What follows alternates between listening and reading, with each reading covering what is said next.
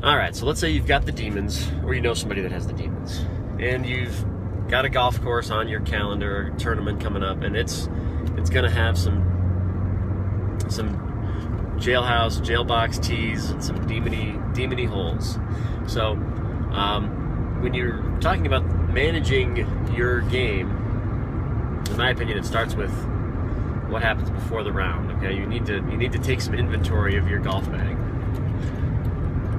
So, I used to be of the opinion that 6-7 balls should be plenty for 18 holes, and if I needed more than that, then the round probably, it's shot. It doesn't matter what you shoot really if you run out of balls at that point, or you have to go to your worn out shag balls that you've got in the bag. And I found that in my experience, it's actually not true. You can actually shoot a good round of golf as a demony player and lose a lot of golf balls, which doesn't seem to make sense. But we'll take an example. Let's say the first hole, it can be any hole, but let's say the first hole is native grass right, native grass left. So you warm up on the range and you're hitting them fine, no big deal. Everything seems to be like it's going to be a good day. And you get on the first tee, and for whatever reason you blow it way right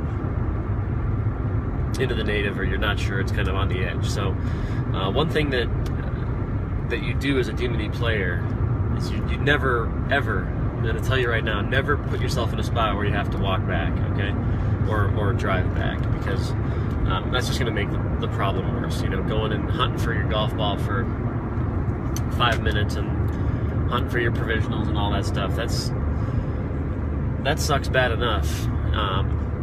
But having to then go back to the tee box kind of rattled, kind of anxious, nervous, and have to hit another tee shot in front of the group behind you while your playing partners are all going up to the green is about as bad as it gets from a demony player standpoint. I mean, the odds of you going back and hitting one down the middle are, let's just say, they're probably kind of slim.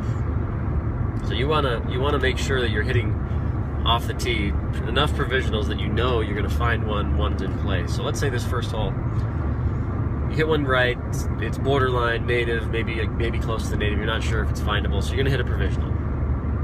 And let's say you overcorrect a little bit and hit this one left into the native, grab another ball, another provisional, maybe you hit it left again, so now you're on your fourth ball, your fourth provisional. Worst nightmare, right? And let's say you hit that one down the middle. Good. So you go up there, and let's say you find your first ball, it's maybe just in the rough, didn't quite get in the native, so you're okay. You can go ahead and play this one. But because you've hit 4 balls off the tee box, your group might be a little bit behind already, and you don't necessarily have time to walk over to the left side of the golf course and hunt for your provisionals, and you're certainly not going to want your group to do that. So you very well could abandon those balls. So in this particular example, you've hit one right, 2 left in the crap, 1 down the middle. You're going to leave the 2 in the crap some of the time. You're going to pick up the one that's down the middle. You're going to play your first one, and let's say you can easily make par or birdie there. Let's say you make par from the right rough.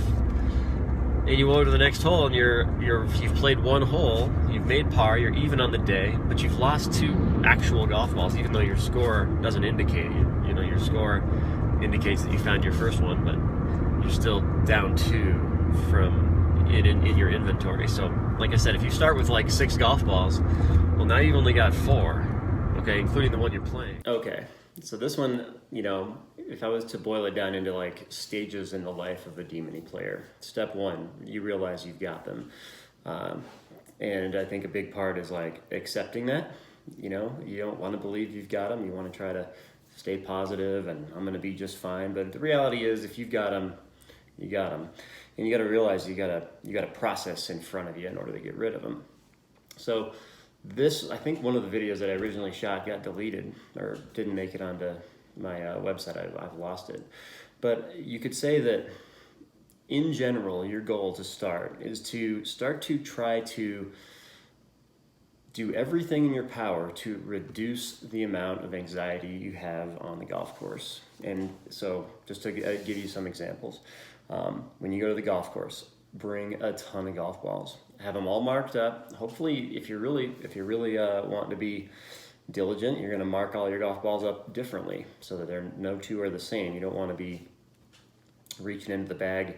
You just hit a Titleist 1 with a line on it out of bounds. You don't want to go reach in the bag and there's another Titleist 1. You need something different. So a 2 with a blue line, a 3 with a red line, a 4 with a green line, whatever. But at least that's what I did. So that no two balls in my bag matched. I had different colors for different colors, different numbers. Another thing is, like, if you've got them, like, once you accept that you've got them, then, like, just get a couple extra ones out and, like, put them in the cart. You know, like, your first one today is a 1, the second one's a 2, the third one's a 3. If you're going to be hitting a lot of provisionals, which at the early stages of it you will be probably, like, you want to have a system. My first ball is always the lowest number, then I'm going to hit the 2, then the 3, and maybe the 4. You know, maybe you're hitting a 2 now, and maybe the next provisional's got to be a 3 and a 4. But you want to just have a system, have them ready. Don't be having to, like, search in your bag. Like, just going back to the cart is anxiety it produces plenty of anxiety.